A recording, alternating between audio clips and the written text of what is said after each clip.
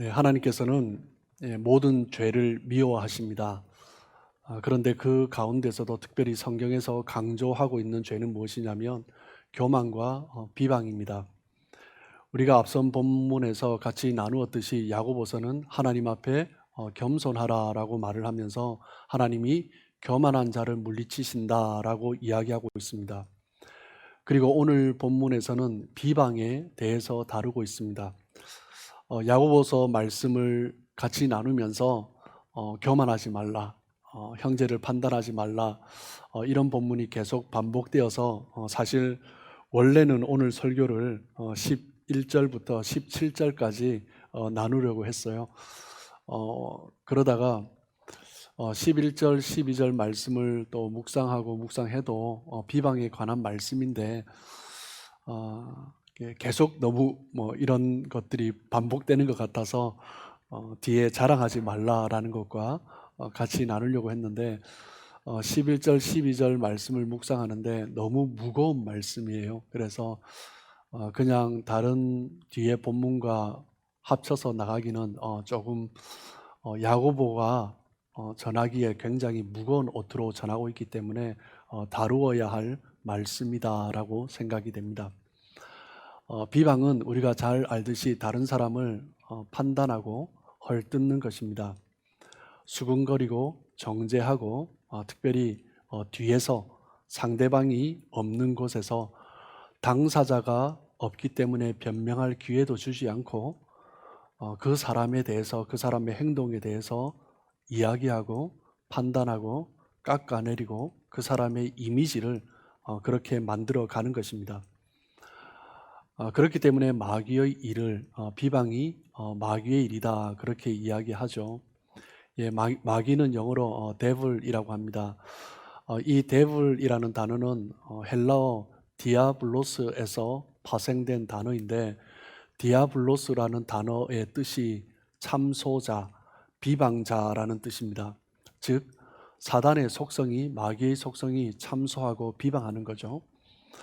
창세기에서 우리가 보아 알듯이 아담과 하와를 향하여서 하나님에 대해서 비방하면서 유혹을 했습니다. 너희 눈이 밝아져 하나님과 같이 되는 것을 막기 위해서 선악을 알게 하는 열매를 따먹지 못하게 했다라고 하나님을 비방한 거죠. 아담과 하와는 그 사단의 그 비방에 속아서 선악을 알게 하는 나무의 열매를 따먹게 되고 하나님께서 그들에게 허락하신 아름다운 에덴 동산을 잃게 되는 그런 안타까운 상황에 처하게 됩니다. 우리의 공동체를 무너뜨리는 가장 강력한 도구가 무엇입니까? 비방입니다. 비방이 들어오면 어떤 공동체라도 어떤 아름다운 공동체라 할지라도 쉽게 흔들리고 무너질 수가 있는 것입니다. 그렇기 때문에 성경에서는 끊임없이 비난하지 말라, 판단하지 말라, 비방하지 말라라고 이야기하고 있는 것입니다. 탈무드에 이런 이야기가 있습니다. 탈무드에서는 비방이 살인보다 더 위험한 것이다 이렇게 표현을 합니다. 뭐 때문입니까? 살인은 한 번에 한 사람을 죽이는 것인데 비방은 한 번에 세 사람을 죽이는 것이기 때문이다라는 거죠. 먼저 비방하는 자신을 죽입니다. 비방하는 것이 결국 자기 자신을 파멸로 만들어가는 거죠. 그리고 두 번째는 그 비방의 이야기를 듣고 있는, 반대하지 않고 듣고 있는 그 사람을 죽이는 거죠. 그리고 세 번째는 그 비방의 당사자, 그 사람을 죽입니다. 그래서 비방은 한 번에 세 사람을 죽이기 때문에 살인보다 더 위험한 것이다 그렇게 이야기하고 있습니다. 믿는 자들이 다른 사람을 비방하고 판단하는 것은 결코 하나님의 뜻이 아닙니다. 그런데 왜 믿는 사람들이 다른 사람을 비방합니까? 대부분 비방하는 이유가 무엇이냐면 먼저 자기 합리화를 하는 것입니다. 남을 비방하며 남을 깎아내리면서 자기의 연약함을 감추는 거죠. 자기의 죄를 포장하는 것입니다. 나는 괜찮다라고, 나는 그런 사람이 아니다라고 포장하는 거죠. 모든 인간은 다 죄인인데 죄를 인정하면 되는데 자신의 죄를 인정하지 못합니다. 자기 안에는 여전히 죄책감이 있죠. 그리고 자신의 죄가 드러날까 불안하고 두려운 마음도 듭니다. 그 마음을, 그 죄책감을, 그 불안함을, 두려움을 감추기 위해서 많은 사람들이 사용하는 것이 무엇입니까? 다른 사람을 비방하는 것입니다. 다른 사람을 비방함으로써 자기를 보호하는 거죠. 비방하는 것이 자기 방어 기제입니다. 자기를 합리화시키는 도구가 되는 거죠. 사도 바울은 다른 사람을 판단함으로 자기를 포장하는 모습에 대해서 이렇게 지적하고 있습니다. 로마서 2장 3절입니다. 이런 일을 행하는 자를 판단하고도 같은 일을 행하는 사람아, 내가 하나님의 심판을 피할 줄로 생각하느냐. 너희도 같은 죄인이다라는 거죠. 너도 그런 죄를 지으면서 다른 사람을 심판하면 하나님의 심판을 결코 피할 수 없다라고 이야기합니다. 두 번째, 다른 사람을 비방하고 판단하는 것을 통해서 자기를 높이려는 마음이 있는 것입니다. 비난의 대상이 되는 사람보다 자기가 낫다라는 거죠. 그 기저에는 우월의식이 강하게 자리 잡고 있는 것입니다. 상대를 낮추고 비방함으로 판단함으로 상대를 깎아내리고 그로 말미암아 자기가 높아진다라고 생각하는 것입니다. 때로는 상대에 대한 질투심으로 말미암아 상대를 낮춤으로 자기가 위안을 받고 그리고 자기가 우월하다, 자기의 존재감을 드러내는 우월감을 드러내는 도구로 비방을 사용하기도 합니다. 결국 비난하는 것에는 어떤 욕구가 있어요? 인정받고 싶은 욕구가 있는 것입니다. 인정받고 싶은 욕구가 해결되지 않을 때 나는 이런 사람이다. 나는 이렇게 기도도 많이 하고 이렇게 다른 사람보다 열심히 신앙생활하고 거룩한데 자기 자신을 인정해 주지 않을 때 자신의 장점을 사람들이 인정해 주지 않을 때 때로는 어떤 사람들은 다른 사람을 인정하지 않는 비난을 통해서 자기 자신의 우월감을 드러내는 것입니다. 비난을 많이 하는 사람의 특징은 뭐예요? 즉, 나 좀 봐줘. 나 좀 인정해줘. 나 자신을 조금 봐달라는 어리광 같은 그런 것입니다. 비난은 인정 욕구의 표현인 거죠. 잠언 26장 22절입니다. 남의 말하기를 좋아하는 자의 말은 별식과 같아서 뱃속 깊은 데로 내려가느니라. 잠언은 남 이야기를 하는 것을 별식에 비유합니다. 맛있는 음식에 비유하고 있습니다. 즉 인정받고 싶은 욕구, 그것이 채워지지 않은 배고픔을 다른 사람 이야기함을 통해서 다른 사람을 비난하는 것으로 그 배고픔을, 그 욕구를 채우는 것입니다. 쾌감이 있죠. 그런데 그 쾌감은 어떤 것입니까? 상대를 망치고 또한 자기를 망치는 것입니다. 그 쾌감은 거짓된 만족, 거짓된 배부름인 것입니다. 자기 안에 채워지지 않은 욕구를 다른 사람을 향한 비방으로 채우는데 그것은 오히려 자기를 더 골마가게 하는 것이죠. 점점 더 자신을 악하게 만들고 독하게 만들고 그리고 또 거짓말을 하게 만들고 그럼을 통해서 또 다른 쾌감, 만족을 얻게 하는 것입니다. 거짓된 배부름이 점점 내면에 쌓이게 되면 어떻게 됩니까? 사람은 쉽게 변하지 않습니다. 그 거짓된 배부름이 내 안에 쌓이게 되면 뭔가 또 허전함을 느껴요. 그리고 그것을 감추기 위해서 또 어떻게 합니까? 자신의 연약함을 드러내지 않기 위해서 또 다른 사람을 비방하는 것입니다. 비방과 판단이 계속 악순환되는 거죠. 자기 자신을 망가뜨리고 주변을 망가뜨리고 가족 관계 안에서든 직장 동료와의 관계에서든 교회 성도와의 관계에서든 어느 곳이든 비방의 말은 자신을 피폐하게 만들고 다른 사람들과의 관계를 깨뜨려 버리는 것입니다. 그런 상황에 빠졌다면 우리는 어떻게 해야 됩니까? 지난주에 함께 나눈 것처럼 하나님 앞에 엎드려야 하는 것입니다. 야고보서 4장 8절입니다. 하나님을 가까이 하라. 그리하면 너희를 가까이 하시리라. 하나님께 가까이 나아가며 하나님 앞에 자신의 모습을 드러내어야 합니다. 하나님께 나오는데 인간은 그렇게 쉽게 변하지 않습니다. 그래서 또 야고보는 4장 9절에 이렇게 말을 하죠. 슬퍼하며 애통하며 울지어다. 너희 웃음을 애통으로 너희 즐거움을 근심으로 바꿀지어다. 하나님 앞에 나왔다고 다 끝난 것이 아닙니다. 하나님 앞에 나와서 기도한다고 다 끝나는 것이 아닙니다. 어떻게 기도하는가, 어떤 모습으로 하나님 앞에 있는가, 그것이 중요한 거죠. 야고보는 뭐라고 합니까?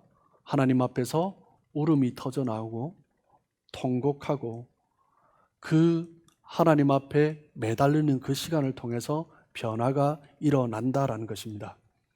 나의 교만하고 어리석은 그 죄로 인해서 슬퍼하고 애통하고 울 때 거짓된 만족이 주었던 그 거짓된 즐거움이 거룩한 근심으로 바뀌어지는 것입니다.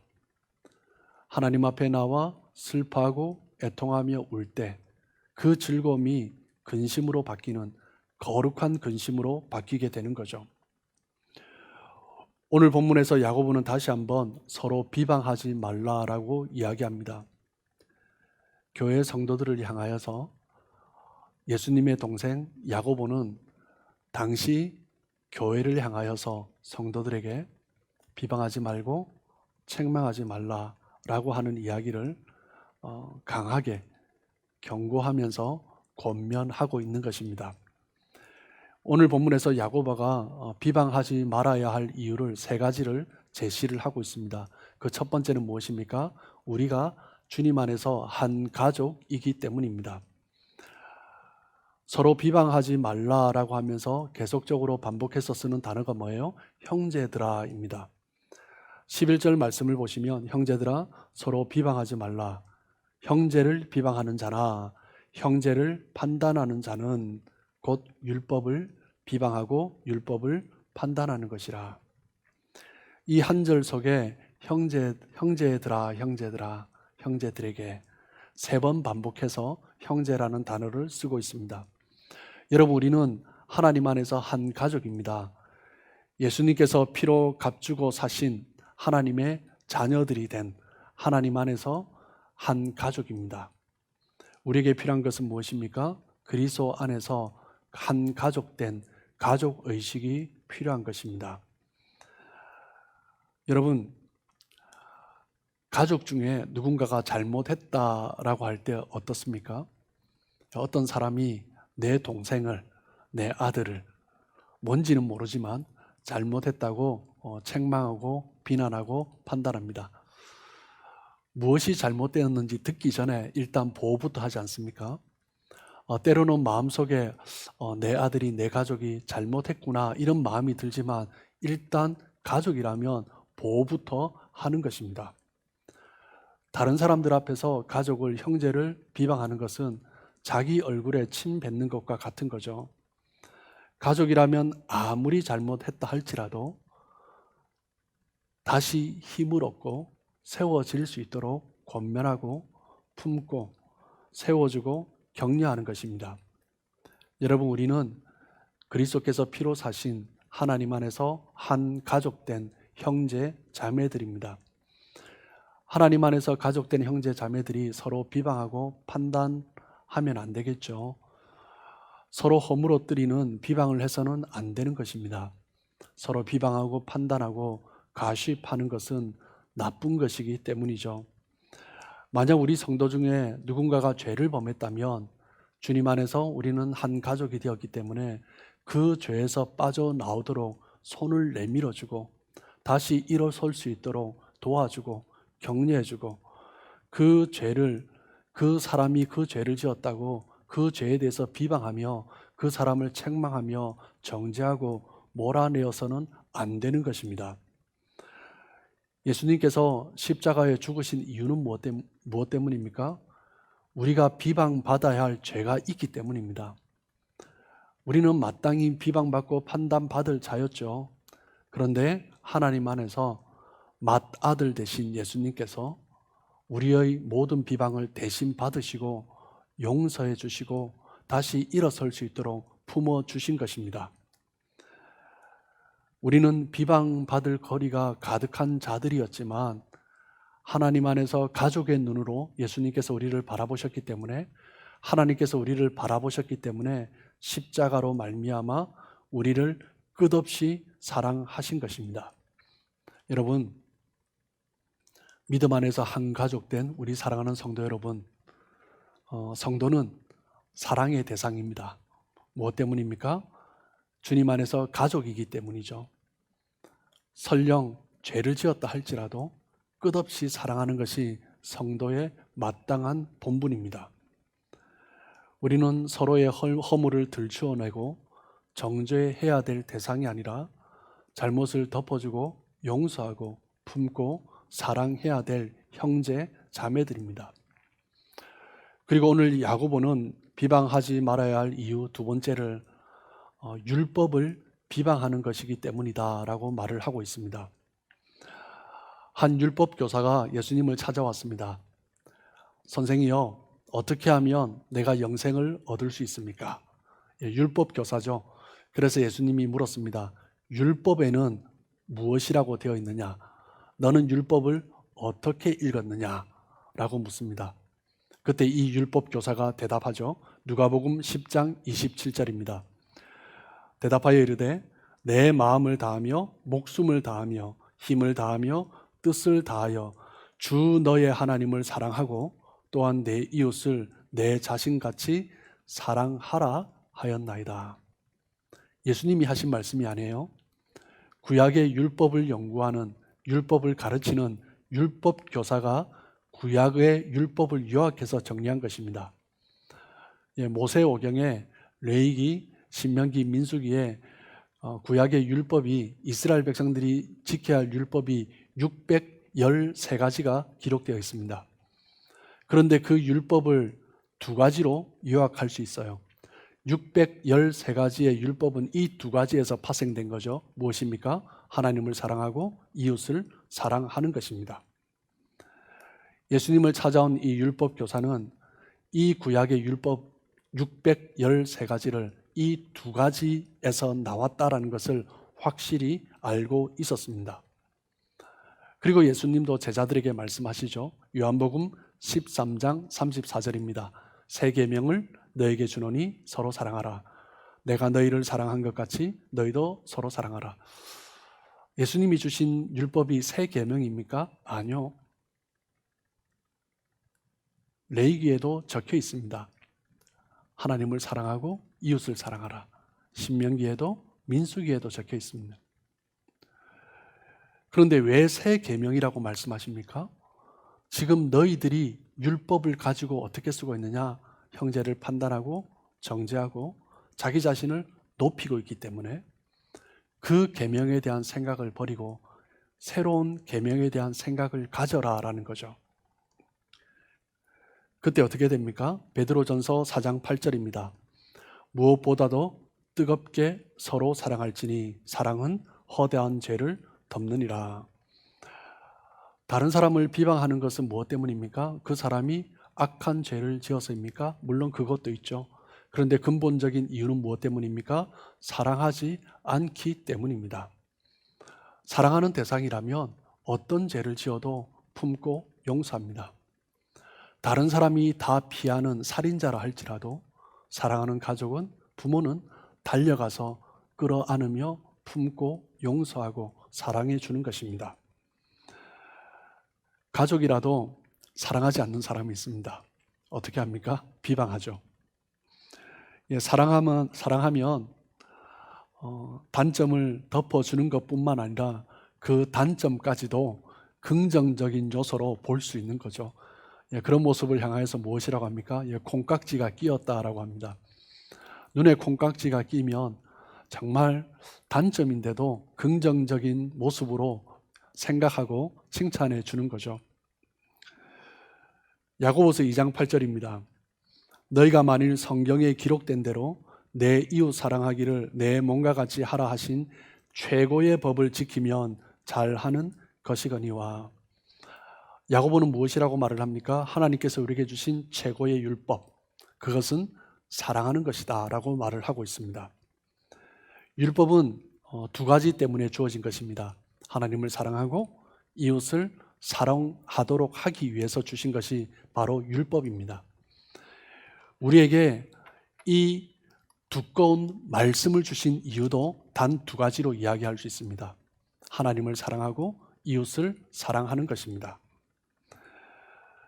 형제를 비방하고 판단하는 것은 율법을 비방하고 판단하는 것이다 라는 거죠.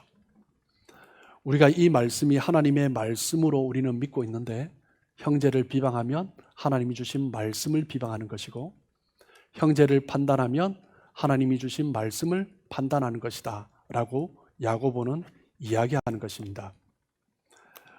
야고보서 4장 11절입니다. 형제들아 서로 비방하지 말라.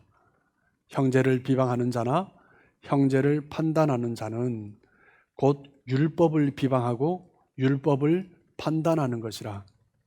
내가 만일 율법을 판단하면 율법의 준행자가 아니요 재판관이로다.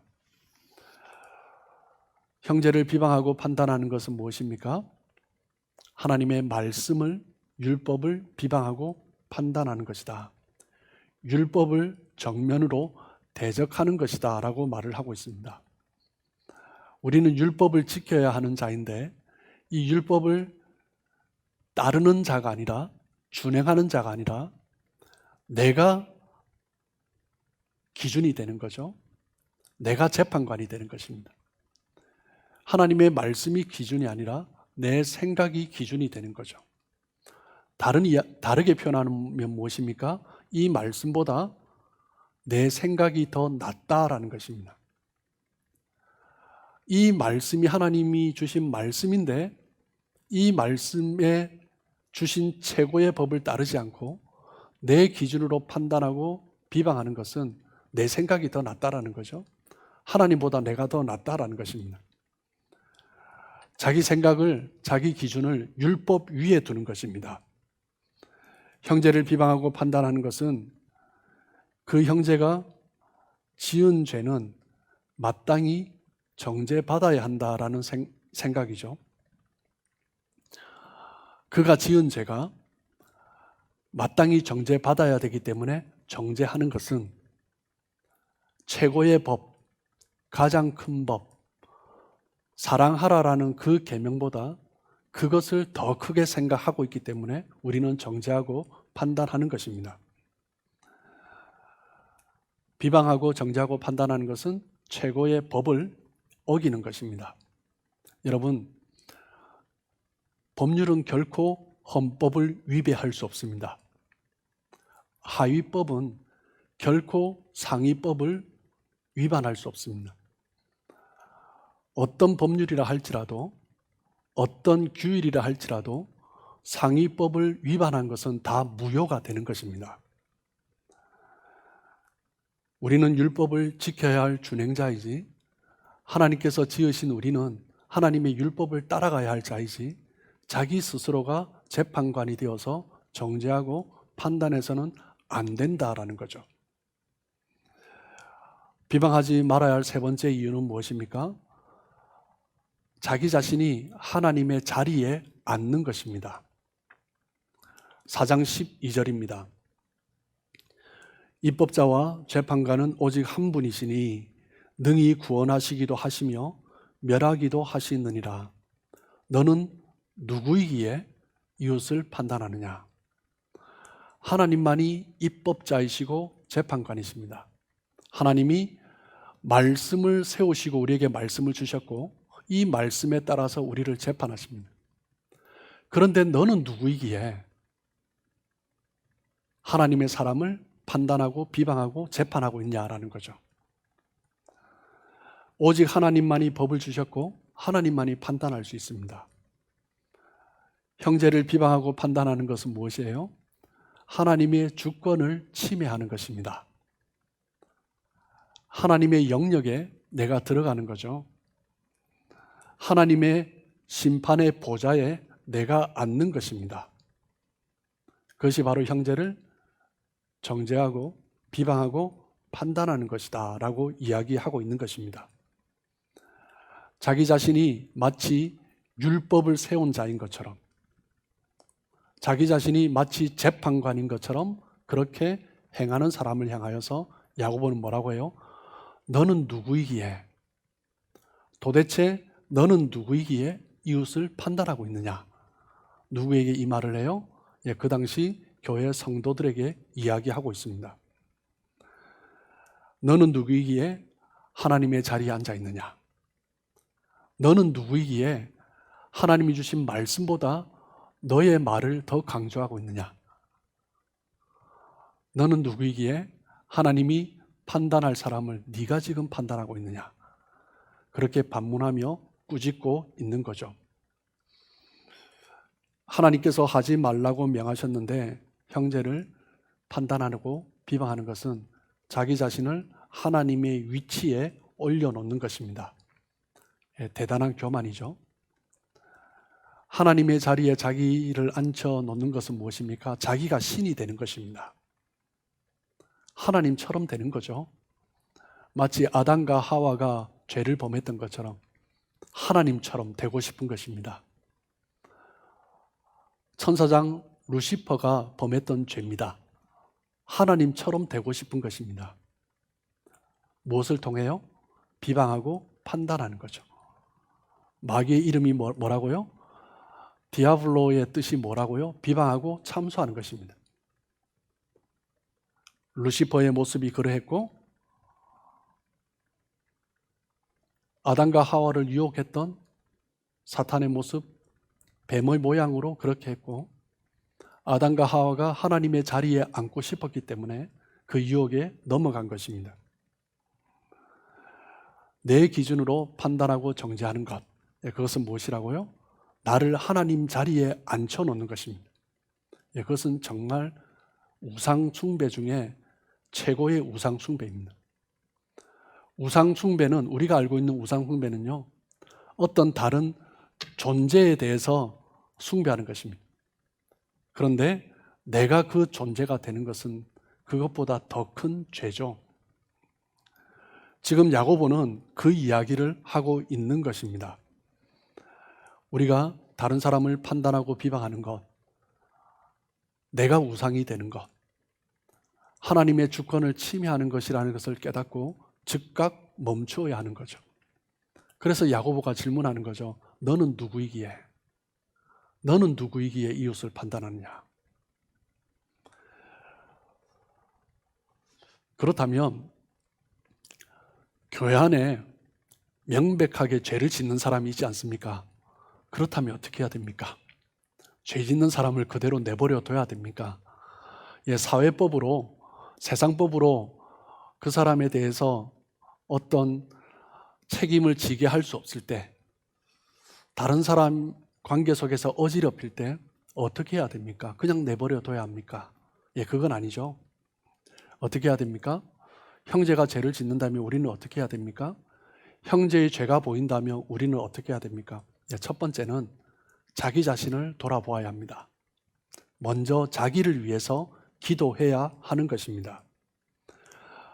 형제의 죄가 보인다라는 것은요, 남의 허물이 보인다라는 것은 자신의 마음에 부정적인 시각이 있다라는 거죠. 남의 허물을 보고 그것이 내 눈에 거슬리는 것은 어떻게 보면 그리스도께로부터 온 것이 아니라 사탄, 마귀에게서 온 것일 가능성이 더 많습니다. 그런 생각들은 인간적인 본성, 죄로 인한 그 본성에서 나온 것이죠. 남의 허물이 보이고 남의 잘못이 눈에 거슬리고 그렇게 할 때 우리는 어떻게 해야 됩니까? 하나님 앞에 먼저 나가야 됩니다. 하나님 앞에 먼저 나가서 내가 지금 어떠한가? 왜 그런 것이 보일까? 왜 그런 것만 보일까? 왜 그것이 나를 거슬리게 할까? 자신의 죄를 돌아봐야 합니다. 여러분, 어두운 곳에 있을 때는 자신의 옷이 얼마나 어두운지 모릅니다. 그런데 밝은 태양이 비치면 자기가 얼마나 허물이 많은 자인가, 더러운 자인가를 발견하게 되는 거죠. 예수님께 가까이 나아가면 나아갈수록 남을 그렇게 쉽게 판단할 수 없습니다. 내가 얼마나 죄인인가 깨달으면 그렇게 쉽게 다른 사람을 비방할 수 없습니다. 믿음이 깊은 사람은 남을 그렇게 쉽게 판단하지 않습니다. 신앙이 성숙한 사람은 다른 사람을 향하여서 그렇게 쉽게 정죄하는 말을 하지 않습니다. 신앙이 성숙할수록 내가 얼마나 죄인인가를 돌아보기 때문에 그렇게 쉽게 비방하고 판단하지 않습니다. 그런데 만약 참 많이 기도했는데 나 자신을 또한 돌아보면서 그렇게 기도했는데 여전히 죄가 보이면 형제의 죄가 보이면 어떻게 해야 됩니까? 마태복음 18장 15절에서 17절입니다. 내 형제가 죄를 범하거든 가서 너와 그 사랑과만 상대하여 권고하라. 만일 들으면 내가 형제를 얻은 것이요 만일 듣지 않거든 한두 사람을 데리고 가서 두세 증인의 입으로 말마다 확증하게 하라. 만일 그들의 말도 듣지 않거든 교회의 말하고 교회의 말도 듣지 않거든 이방인과 세리와 같이 여기라. 명백한 죄 가운데 있는 나 자신을 돌아보고 그렇게 해도 명백한 죄 가운데 있는 자가 있을 때 어떻게 해야 됩니까? 권면해야 되죠.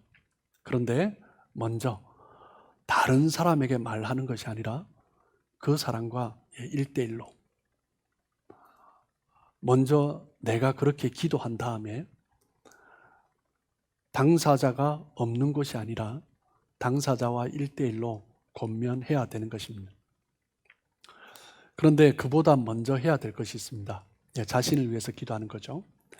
그리고 형제에게 권면하기 전에 먼저 해야 될 것이 또 있습니다. 무엇입니까? 형제를 위해서 기도하는 것입니다. 자신의 연약함을 돌아본 이후에 그래도 형제의 연약함이 보인다면, 명백하게 보인다면 나를 위해서 기도한 그 마음을 가지고 형제를 품고 기도해야 되는 거죠. 잘못된 길을 가는 형제를 위해서 기도하지 않으면 그 사람을 권면할 자격이 없습니다. 형제가 지은 죄를 향하여서 눈물로 품고 기도하지 않은 사람은 그 사람을 권면하면 안 됩니다. 그것은 판단이고 비방이기 때문입니다. 그 사람이 하는 것이 눈에 거슬려서 하는 말이죠. 나를 화나게 만드니까 비방하고 판단하는 것입니다. 그것은 권면이 아닙니다. 그것은 정죄하는 것입니다. 다른 사람을 정죄하고 비방하고 판단하는 곳에는 하나님의 은혜가 임하지 않습니다. 정말 그 사람이 그렇게 행동하는 것이 너무나 안타깝고 그 안타까운 마음으로 눈물로 기도할 때 권면할 수 있는 것입니다. 가슴 아프고 그 가슴 아픔에 눈물을 흘린 사람만이 권면할 수 있습니다. 그러고 나면 내가 그 사람에게 찾아가 권면하게 되죠. 권면하면서도 너무 가슴이 아픈 거예요. 그렇게 되면 많은 경우 또 눈물을 흘리게 되겠죠. 그 말을 듣고 그 사람이 깨닫고 돌아서면 얼마나 감사하겠습니까? 그런데 만약 설령 그 당사자가 돌아서지 못한다 할지라도 가슴 아프고 안타깝지만 그 사람이 말하는, 권면하는, 사랑으로 권면하는 사람을 향하여서 정죄하지는 않을 것입니다. 사랑으로 권면하면 정죄, 비난이 되풀이 되지 않습니다. 그런데 기도하지 않고 사랑하는 마음 없이 권면하는 것은 권면이 아니죠. 비방하고 판단하는 것은 또 다른 비방을, 정죄를 만드는 거죠. 그렇게 했는데도 그 사람이 돌아서지 않으면 어떻게 해야 됩니까? 예, 마지막 단계죠. 교회의 대표에게 알리는 것입니다. 두세 사람이 함께 한다. 이것도 교회의 장로, 예, 대표, 예, 그런 사람이죠. 예, 교회를 대표하는 예, 담임 목사나 장로님들, 그것을 이야기하는 것입니다. 교회라는 것은 여기에서 말을 하는 교회는 마태복음 18장에서 말을 하고 있는 교회는 교회 다니는 성도 두세 사람을 말하는 것이 아닙니다. 교회를 대표하는 사람. 그리고 그래도 듣지 않으면 교회가 치리권을 가진 교회가 공식적으로 그에게 권면하고 이야기하는 것입니다. 주님께서 세우신 공적 기관, 주님의 몸된 교회가 그를 책망하는 것이죠. 그렇지 않고 사람이 책망하고 사람이 비방하면 그 비방과 책망은 사람들 사이에서 계속 돌게 되는 것입니다. 여러분, 우리는 어떤 사람들입니까? 하나님 안에서 그리스도의 피로 말미암아 한 가족된 형제 자매들입니다. 형제 자매들은 어떤 사람들입니까? 어떤 연약함도 품고 이해하고 용서하고, 예, 가족들이 닮았잖아요. 형제가 연약함이 있듯이 나도 연약함이 있고, 예, 그렇기 때문에 어떤 것은 내가 잘하지만 어떤 것은 다른 형제가 더 잘하고, 그것을 알기 때문에 서로 이해하고 품고 도와주고 세워주는 것입니다. 가족은 사랑하는 공동체입니다. 사랑을 주고받는 공동체가 가족입니다. 여러분, 주님의 몸된 공동체는 사랑을 주고받는 사람들이 모인 곳입니다. 우리는 하나님의 사랑 안에서 사랑을 나누고 베풀고 사랑을 주고 받기 위해서 태어난 자들입니다. 그렇기 때문에 그 사랑이 아니라 비방과 판단, 정죄가 들어오면 그 평강이 우리 마음에서 깨어지기 시작합니다. 그리고 관계가 깨어지기 시작하는 거죠. 하나님께서 우리에게 주신 율법은 비방하고 판단하기 위해서, 다른 사람을 정죄하기 위해서 주어진 것이 아닙니다. 모세오경에 주어진 613가지의 율법은 두 가지입니다. 하나님을 사랑하고 이웃을 사랑하는 것, 그것에서 파생된 율법들입니다. 하나님을 사랑하는 자들에게 주신 단 한 가지의 율법, 그것은 이웃을 사랑하는 것입니다. 그렇기 때문에 우리는 다른 사람을 비방하거나 판단할 자격이 없습니다. 오직 하나님만이 판단하시는 거죠. 그렇기 때문에 우리가 해야 할 것은 무엇입니까? 기도하고 사랑하고 품고 용서하고 그리고 눈물로 권면하면서 함께 세워가는 것입니다. 그럴 때 하나님께서 우리에게 허락하신 아름다운 공동체를 세워갈 수 있는 거죠. 사랑하는 성도 여러분, 함께 서로 사랑하고 함께 품고 기도함으로 하나님께서 우리에게 허락하신 아름다운 공동체를 더 풍성하게 이루어 가시는 복된 삶 되시길 주님의 이름으로 축복합니다.